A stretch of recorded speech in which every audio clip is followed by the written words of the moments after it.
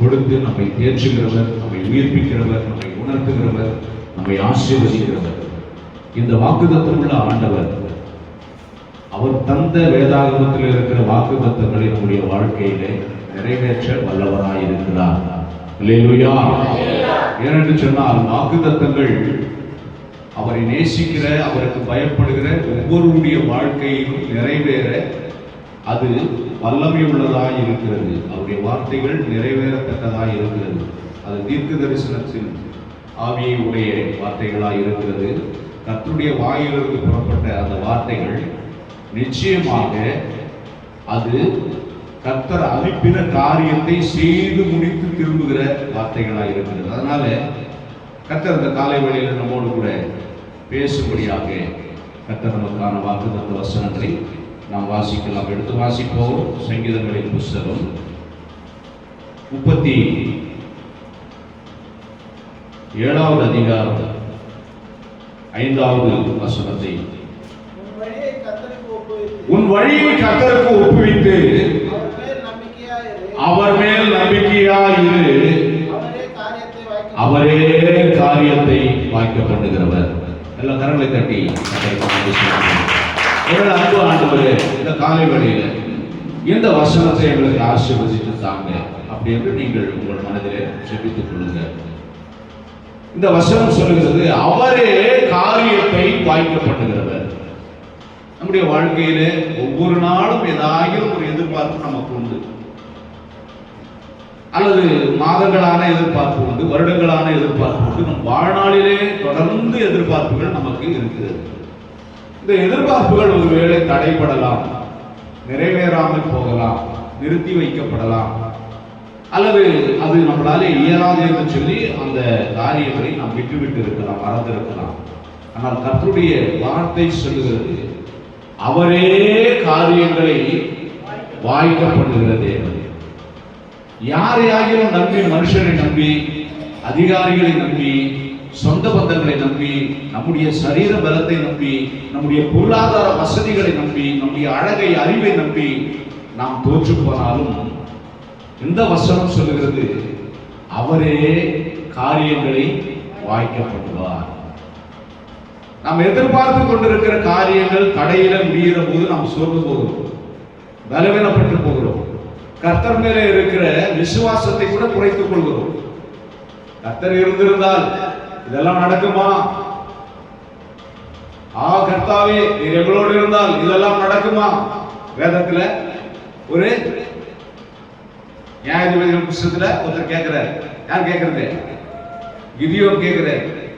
கர்த்தாவே நீர் எங்களோடு இருந்தால் நாங்கள் இப்படி அடிமைத்தனத்தில் வாழ்ந்து கொண்டிருப்போமா என்று சொல்லி கேட்கிறார்.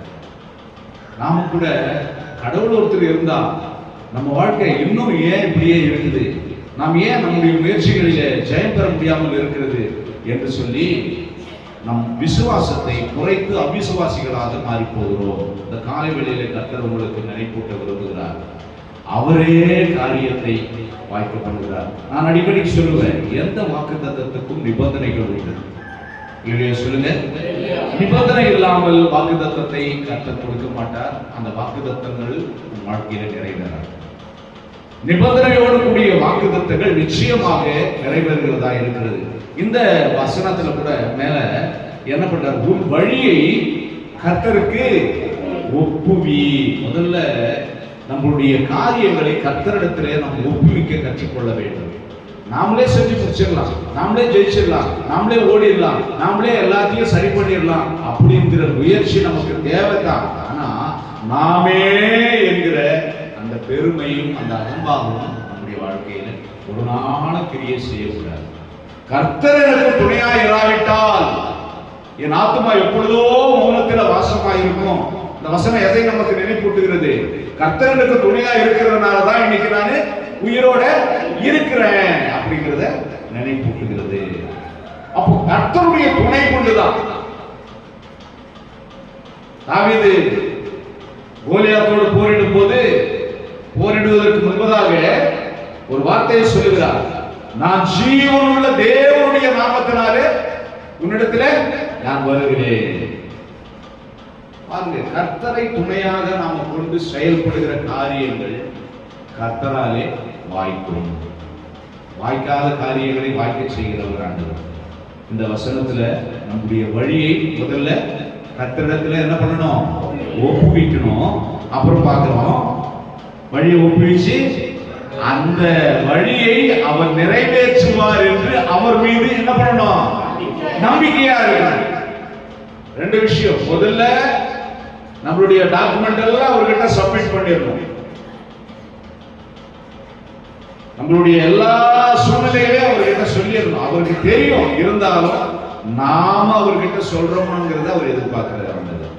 அதான் அடிக்கடிக்கு சொல்லுவேன், ஃப்ரீடம் கொடுத்திருக்கிறார் ஆண்டவர் அந்த உலகத்துல. நமக்கு நன்மையையும் தீமையும் நமக்கு முன்னாடி வச்சிருக்கிறார். ஃப்ரீடம் கொடுத்திருக்கிறார். எதை வேணா நம்ம எடுத்துக்கலாம். நம்முடைய சாய்ஸ் எதுவோ நம்ம எடுத்துக்கலாம். எதை வேணா நம்ம சூஸ் பண்ணிக்கலாம். ஆனா நம்ம எதை சூஸ் பண்றோம்ங்கிறத அவர் கவனித்து பார்க்கிறார். அதை கொண்டுதான் நம்ம அவர் வழி நடத்த முடியும். அவர் காரியங்களை வாய்க்கப்படுவார். நாம் எப்படி நடந்து கொள்கிறோம் என்பதை பொறுத்து தான் அவர் காரியங்களை வாய்க்கப்படுவார். இப்போ பார்க்கிறோம், வழியை கர்த்தருக்கு ஒப்புவிக்கணும். அப்புறமா என்ன பண்ணணும்? அவர் மேல நம்பிக்கையாவே இருக்கணும். கர்த்தருக்கு காத்திருக்கிறவர்கள் என்ன பண்ணுவாங்க? புதுபலன் அடைவாங்க. தேவ சமூகத்திலே தேவனுக்காக நீங்கள் காத்திருக்கிறீர்களானால் உங்கள் காரியங்களே அவர் வாய்க்கப்படுவார். ஆண்டவர்கிட்ட சொல்லிட்டு நம்ம ஓவர்டேக் பண்ணி நம்மளுடைய முயற்சியை செயல்படுத்தணும் அப்படின்னு சொல்லி போக கூடாது. மாற்று வழியை யோசிக்க கூடாது. அந்நிய தேவர்களை நாடி ஒரு காரியத்தை சாதிக்கணும்னு நினைக்க கூடாது. சுயபலத்தினால ஜெயிச்சிடலாம் அப்படின்னு நினைக்க கூடாது. கர்த்தர் காத்திருந்து, கர்த்தருடைய சமூகத்தில் காத்திருந்து, கர்த்தர் அனுமதித்து கர்த்தர் கொடுப்பாரானால் அது மிகுந்த ஆசீர்வாதத்தை கொடுக்கிறதா இருக்கு. கர்த்தர் ஒன்றை நமக்கு வாக்கு பண்ணி இருந்தால் அதை நிச்சயமாக கொடுக்கிற தேவனாய் இருக்கிறார். அவர் வாக்கு பண்ணின தேவன், வாக்கு மாறாத தேவன். இப்போ ரெண்டு காரியத்தை இதுல நமக்கு முன்னாடி வைக்கிறாரு. ஒரு காரியம் நமக்கு வாய்க்க வேண்டுமானால் முதல்ல நம்ம வழியை அவருக்கு ஒப்புவிக்கணும். இரண்டாவது அவர் மேல என்ன பண்ணணும்? நம்பிக்கையா இருக்கணும். அடுத்த இன்னொரு வசனத்தை கூட நம்ம வாசிக்கிறோம் பாருங்க. யோசுவா எழுதின சரித்திர புத்தகம் பாருங்க. யோசுவா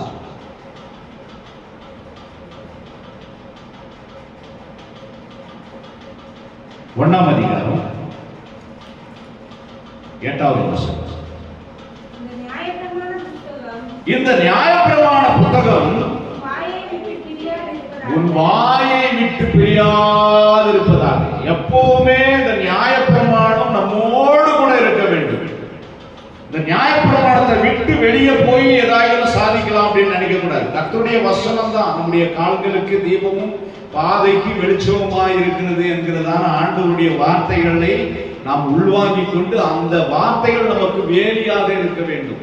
அந்த வார்த்தைகளை நாம் உள்வாங்கிக் கொண்டு அந்த வார்த்தைகளின்படி செய்ய நாம் பழகிக் கொள்ள வேண்டும்.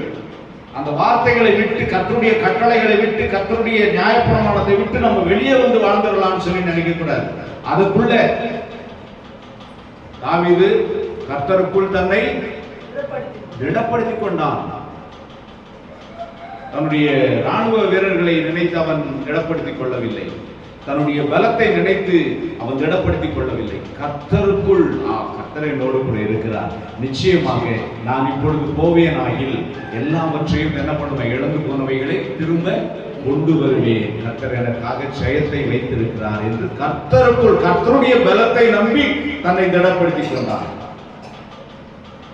இந்த உன்னதமான தேவனுடைய பலத்தினாலே நாம் வாழ்வோம் என்கிற நிச்சயம் நமக்கு வேண்டும். அந்த நம்பிக்கை நமக்கு வேண்டும்.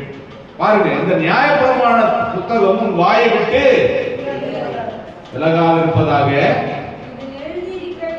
இதிலே எழுதி இருக்கிறவைகளின் படியெல்லாம் கவனமாய் செய்ய வேண்டும். சொல்லுங்க, இதுல எழுதி இருக்கிறவர்களை நாம தவறுதலாக கையாளக்கூடாது. இதுல எழுதியிருக்கிறவர்களை நம்ம விருப்பத்துக்கு ஏற்றவாறு கையாளக்கூடாது. கர்த்தருடைய சித்தம் என்னவோ அதை நிறைவேற்ற நம்முடைய வாழ்க்கையிலே நம்மை தத்தம் செய்ய வேண்டும், நம்மை அர்ப்பணிக்க வேண்டும். இதுல எழுதியிருக்கிறபடியெல்லாம் செய்ய கவனமாயிருந்து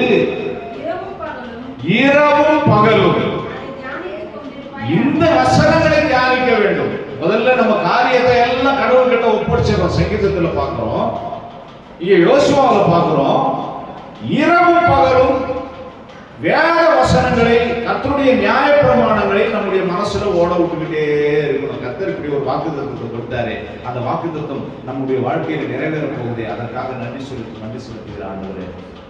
இந்த வாக்குத்தத்தம் என்னுடைய வாழ்க்கையில நிச்சயமாக நிறைவேறும் என்று நான் விசுவாசிக்கிறேன் ஆண்டவரே. எப்படிப்பட்டதான வாக்குத்தத்தங்களை எல்லாம் எங்கள் முற்பிதாக்களுக்காக நீ நிறைவேற்றி இருக்கிறீர். எங்கள் முற்பிதாக்கள் நடக்க முடியாத பாதைகளிலே அவர்களை நடத்தி இருக்கிறீர். தண்ணீர் இல்லாத அநேக இடங்களில் அவர்களுடைய தாகத்தை தீர்த்திருக்கிறீர். கடக்க முடியாத மலைகளையும் தேசங்களையும் அவர்களை கடக்க செய்திருக்கிறீர். எதிரி அரசர்களுடைய பிடியிலிருந்து அவர்களை விடுவித்திருக்கிறீர். பசி என்று அவர்கள் அழுத போதெல்லாம் வானத்து மன்னாவினாலே அவர்களை போஷித்தீர். கசப்பான தண்ணீர் காணும் போதெல்லாம் அவர்களுக்கு இனிப்பை காண்பித்தீர்.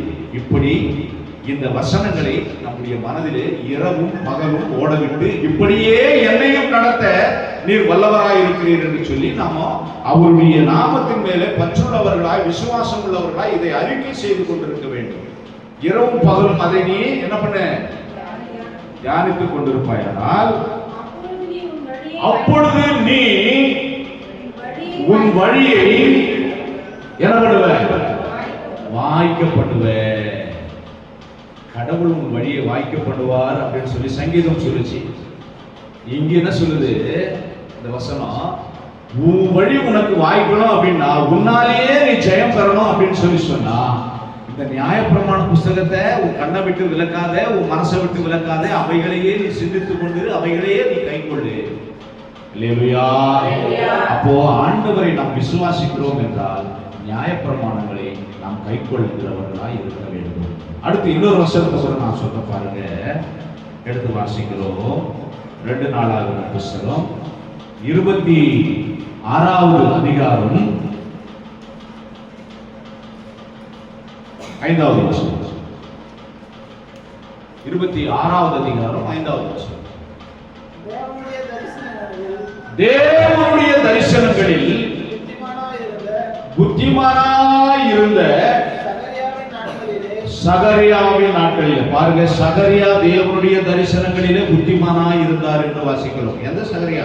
இது எலிசபெத் சகரியா கிடையாது. இது அதுக்கு முன்னாடி இருந்த சகரியா. ஒரே பேர்லயே நிறைய பேர் வேதாகமத்தில் இருப்பாங்க, குழப்பிக் கொள்ளக்கூடாது. மரியாதைகள் நிறைய பேர் இருக்கிறாங்க, இயேசுன்னு நிறைய பேர் இருக்கிறாங்க. பைபிள்லயே இயேசுன்னு இன்னொருத்தர் கூட இருந்தார், இன்னொருத்தர் கூட இருந்தார். அல்லேலூயா. அதனால சகரியா என்கிறதான ஒரு பக்தி உள்ள ஒரு மனுஷன், அவர் வாழ்ந்த நாட்களிலே பாருங்க, சகரியாவின் நாட்களிலே தேவனை தேட என்ன பண்ணி இருந்தாரு? மனது இறங்கி இருந்தான். யாரு யார் பார்க்கிறோம்? யாரை குறிச்சு எழுதியிருக்குது? சகரியா இல்லை, சகரியாவின் நாட்களிலே அரசாண்ட ஒரு அரசனை பத்தி எழுதியிருக்கு. உசியா. சொல்லுங்க, உசியா. வாசிக்கிறோம் தொடர்ந்து. அவன் கர்த்தரை தேடின நாட்களில் தேவன் அவன் காரியங்களை என்ன பண்ணாரு? வாய்க்க செய்தார். கர்த்தரை தேடுதல் என்றால் கர்த்தர் மேலே வாஞ்சையா இருக்கு. ஒரு பொருளை தொலைச்சிடறோம், நம்ம போயிட்டே இருக்கிறோம், நம்ம பாக்கெட்ல இருந்து ஒரு 10 ரூபாய் காயின் கீழே விழுந்துருச்சு, அப்புறம் போயிட்டு வந்து எடுத்துக்கலாம் அப்படின்னு சொல்லி இருக்குமா? என்ன பண்ணுவோம்? உடனே ஒருவேளை நம்ம போற பாதை ஒரு முள் பாதையா இருக்கும், ஒரு பாறைகள் இடுக்கு நிறைந்த பாதையா இருக்கும், அது எங்கேயாவது போய் விழுந்துருச்சுன்னா ஒரு செகண்ட் நம்ம அதை திருப்பி பார்க்கலன்னா திருப்பி அதை தேடி கண்டுபிடிக்கிறதுக்கு ரொம்ப சிரமப்படணும். அதனால என்ன பண்றோம்? நம்ம பாக்கெட்ல இருந்து சில்லறை விழுந்ததுன்னு சொன்ன உடனே திரும்பி அதை நாம் எடுத்துக்கொள்ள என்ன பண்றோம்? முயற்சிக்கிறோம். கர்த்தரை தேடுவது கூட இம்மி அளவு நம்மளுடைய பவர் குறையும் போது, நம்முடைய ஜபம் குறையும் போது, நம்முடைய விசுவாசம் குறையும் போது, நம்முடைய பரிசுத்தம் குறையும் போது உடனே நம்மளை என்ன பண்ணிக்கணும்? ரீஃபில் பண்ணிக்கணும். அதுதான் கர்த்தரை தேடுதல் என்பது. கர்த்தர் மேல வாஞ்சியா இருக்குது அப்படின்னு சொன்னா நம்ம கொஞ்சம் கூட ஆண்டவருடைய ஐக்கியத்திலிருந்து விலகாம எப்பொழுதும் தெய்வ பயத்தோடு தெய்வ பக்தியோடு அவரை துதிப்பதும் பாடுவதும் புகழ்வதும் அவருடைய வழிகளில் நடப்பதும் அவரை குறித்து பிரஸ்தாபமாக்குவதும் இந்த காரியங்களை தொடர்ந்து செய்து கொண்டிருந்தது. இன்னைக்கு காலையில நான் அப்போஸ்தலர் நடவடிக்கை புஸ்தகத்திலிருந்து வாசிச்சேன். நீங்க வாசிக்க வீட்டுக்கு போய் வாசிங்க. அதனுடைய கடைசி பகுதியில பவுல ராயன் கிட்ட கொண்டு போய் அரசன் கிட்ட கொண்டு போய் நியாயம் விசாரிக்கிறதுக்கு கொண்டு போறாங்க. ஒரு 4-5 அதிகாரத்துல அவரை குறிச்சு அந்த பிரயாணத்தை குறிச்சு எழுதியிருக்கு. அவர் எங்கெல்லாம் போறாரோ அங்கெல்லாம் சுவிசேஷத்தை பிரசங்கிக்கிறார். ராஜா கிட்ட போயிட்டா ராஜா கிட்ட சத்தியத்தை சொல்றாரு. அவர் எப்படிப்பட்ட அடையாளங்களோடு இருக்கிறார்னா கட்டப்பட்டு இருக்கிறார், சங்கிலிகளிலே கட்டப்பட்டிருக்கிறார், கைதியாக இருக்கிறார். அவருக்கு பின்னாடி நிறைய போர் சேவகர்கள் பாதுகாப்புக்காக நிற்க வைக்கப்பட்டிருக்கிறாங்க. கொண்டு போய் ஒரு இடத்துல நியாயசாஸ்திரம் நிறுத்துறாங்கன்னா அங்கேயும் சத்தியத்தை பேசுறாரு. இயேசுவே ஆண்டவர் இருக்கிறார், இயேசுவின் மார்க்கத்துக்கு நான் சாட்சி அப்படிங்கிறேன். அதுதாங்க கடவுள் மேல இருக்கிற வாஞ்சி. எப்படியாயினும் ஆண்டவரை குறித்து பேசிக் கொண்டிருக்க வேண்டும். வசனம் என்ன சொல்லுது பாருங்க, அவன் கர்த்தரை தேட மனதிறங்கி இருந்தான், அவன் கர்த்தரை தேடின நாட்களிலே. சொல்லுங்க, நாம் எதையெல்லாம் குறைவற்றிருக்கிறோம், ஆண்டவரை தேடாம எதையெல்லாம் நம்ம இழந்திருக்கிறோம். ஆண்டவரை தேடாம இருக்கிறதுனால நம்முடைய வாழ்க்கையில எந்த சூழ்நிலையில் எல்லாம் இருள் வந்திருக்கிறது, பிரச்சனைகள் வந்திருக்கிறது, நாம் சோர்ந்து போயிருக்கிறோம். நம்ம கவனக்குறைவா ஆண்டவரை ஆராதிக்கிறோமா, கவனக்குறைவா ஆண்டவருடைய வசனங்களை கேட்கிறோமா, கவனக்குறைவா அவருடைய வழிகளிலே நடக்கிறோமா? இதுதான் கர்த்தரை தேடுவது. நம்மை சரி செய்து கொள்வது கர்த்தரை தேடுவது. ஈக்குவல் பண்ணிக்கணும். எதையாவது பேலன்ஸ் குறைஞ்சி இருந்ததுன்னா உடனே ஈக்குவல் பண்ணிக்கணும். ஆண்டவரோடு நாம் வாழ்கிற அந்த வாழ்க்கை, ஆண்டவரோடு நடக்கிற அந்த பிரயாணம் எப்பொழுதுமே ஆண்டவருக்கு நமக்கும் இடைவெளி இல்லாமல் பார்த்துக் கொள்ள வேண்டும். அதான் கர்த்தரை தேடுகிறது. என்ன காரியம் குறைவா இருக்கிறதோ அதை சரி செய்வது. தாவீது அரசனான உடனே அங்க ஒரு காரியம் குறைவா இருக்கிறதை தாவீது உணர்ந்தார். தேவனுடைய பெட்டி இல்லை, தேவனுடைய பெட்டி என்னுடைய அரசாட்சிகள் இல்லாம நான் அரசாட முடியாது அப்படிங்கிற ஒரு முடிவுக்கு அவர் வராது. முதல்ல தேவனுடைய பெட்டியை கொண்டு வந்து வைங்கப்பா. சொல்லுங்க, நாமும் இன்னைக்கு காலையில ஜபம் இல்லாம நம்முடைய வாழ்க்கையை துவங்க கூடாது, வேத வாசிப்பு இல்லாம இன்னைக்கு நம்முடைய வாழ்க்கையை முடிக்க கூடாது. ஒரு தீர்மானத்தோடு கூட நம்ம செயல்படணும். என்ன குறைச்சலா இருக்கிறோம், என்ன காரியத்துல நம்ம பலவீனமா இருக்கிறோம், எந்த காரியம் நம்மை தொடர்ந்து தாக்குகிறது, நம்மளை சமன் செய்து கொள்ள வேண்டும், சரி செய்து கொள்ள வேண்டும். அவர் கர்த்தரை தேடின நாட்களிலே அவர் காரியங்களை கர்த்தர் என்ன பண்றாரு, வாய்க்க செய்றார். பிற்பாடு அவர் எழுந்து போகிறார். அது அப்புறம் ஆண்டவருக்கு பிரியமில்லாத காரியத்தை. ஆனால் தேடின நாட்களிலே சொல்லுங்க, அவரை நோக்கி பார்க்கிற முகங்களை கர்த்தர் என்ன பண்றாரா, பிரகாசம் அடைய செய்கிறார். நம்முடைய வந்தோரை ஒருபோதும் அவர் என்ன பண்ண மாட்டாரு, உறப்பே தள்ள மாட்டாரு. நாம் எந்த சூழ்நிலையில இருந்தாலும், எவ்வளவு தூரமா இருந்தாலும், எவ்வளவு அருவருக்கத்தக்கவர்களா இருந்தாலும், எவ்வளவு ஆகாதவர்களா இருந்தாலும், ஆண்டவரை நோக்கி பார்க்கும் போது அவர் பிரகாசம் அடைய செய்கிறார். வசனம் சொல்லுகிறது, எந்த மனுஷனையும் சொல்லுங்க அப்படின்னா என்ன அர்த்தம் தெரியுமா? எந்த மனுஷனையும் அப்படின்னு சொன்ன என்ன அர்த்தம் தெரியுமா? கொஞ்சம் கூட படிப்பறிவே இல்லாதவங்க கூட இந்த டுடேர்ல சேர்ந்தாருன்னா என்ன பண்ணிடுவோம், நாங்க பாஸ் பண்ண வச்சிருவோம். ஃபெயில் மார்க்கே வாங்கிட்டு இருப்பான். எங்க ஸ்கூல்ல கொண்டு வந்து சேருங்க சார், அவரை நாங்க என்ன பண்ணுவோம், ப்ரமோட் பண்ணுவோம் அப்படின்னு சேலஞ்ச் விடுறாங்கல்ல. அதே மாதிரி எந்த சூழ்நிலையில இருக்கிற மனுஷனையும் கர்த்தரால் என்ன பண்ண முடியும், பிரகாசிக்க பண்ண முடியும். அவரால் முடியாத காரியம் ஒன்றுமே இல்லை. எப்பேற்பட்ட சூழ்நிலையில, எவ்வளவு தரம் தாழ்ந்த வாழ்க்கையை வாழ்ந்து கொண்டு இருந்தா கூட, எவ்வளவு விழுந்து போன நிலைமையில இருந்தா கூட, எவ்வளவு பாவத்தில் இருந்தா கூட, எவ்வளவு அடிமைத்தனத்தில் இருந்தா கூட, எவ்வளவு கவலையில, கண்ணீரில, துன்பத்தில, கடன் பிரச்சனைகளில, எவ்வளவு வியாதியில, வறுமையில இருந்தா கூட கர்த்தரால் முடியாத காரியம் இல்லை. அவர் எந்த மனுஷனையும் என்ன பண்ணுவாரு, பிரகாசிக்கப்படுவார். இன்னொரு வசனத்தை கூட நான் வாசிக்கிற பாருங்க. உபாகமம் புத்தகம் 29வது அதிகாரம், உபாகமம் 29ஆம் அதிகாரம் 9வது வசனம்.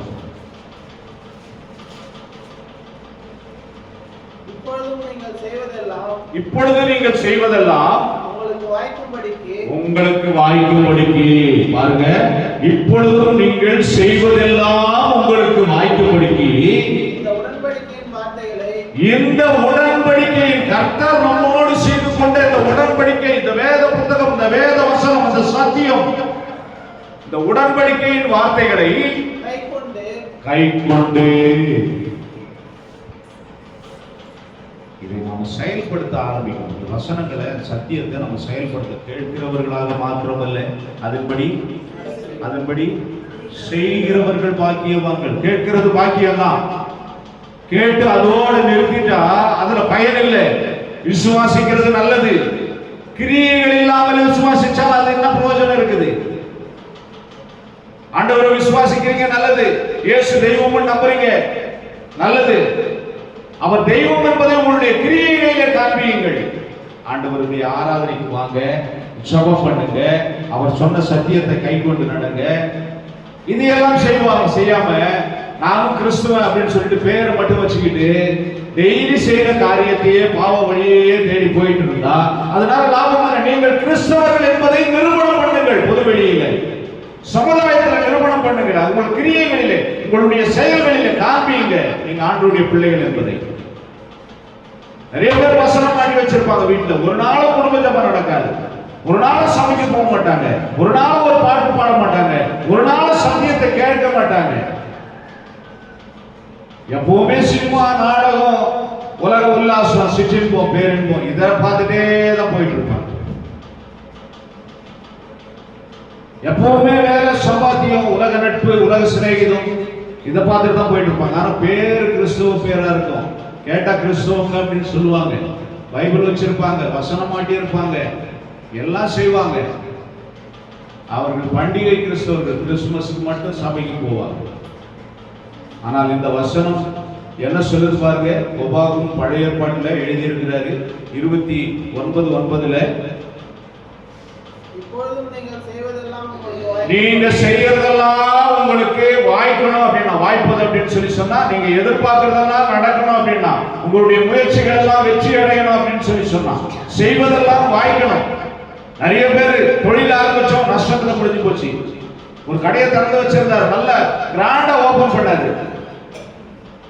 அந்த ஊர்லயே ஒரு நல்ல பணக்கார வசதி உள்ள ஒரு ஆளை கொண்டு வந்து திறக்க வைக்கிறாரு, ஒரு சினிமா நடிகரை கொண்டு வந்து திறக்க வைக்கிறாரு, ஒரு மந்திரியை கொண்டு வந்து திறக்க வைக்கிறாரு, ஒரு பெரிய போலீஸ் அதிகாரியை கொண்டு வந்து, ஒரு பெரிய வக்கீல இல்ல பெரிய நீதிபதியை கொண்டு வந்து திறக்க வைக்கிறார், நடிகையை கொண்டு வந்து திறக்க வைக்கிறார், சிறந்த பேச்சாளரை, சொற்பொழிவாளரை கொண்டு வந்து திறக்க வைக்கிறார், ஒரு வியாபார தலத்தை திறக்க வைக்கிறார்.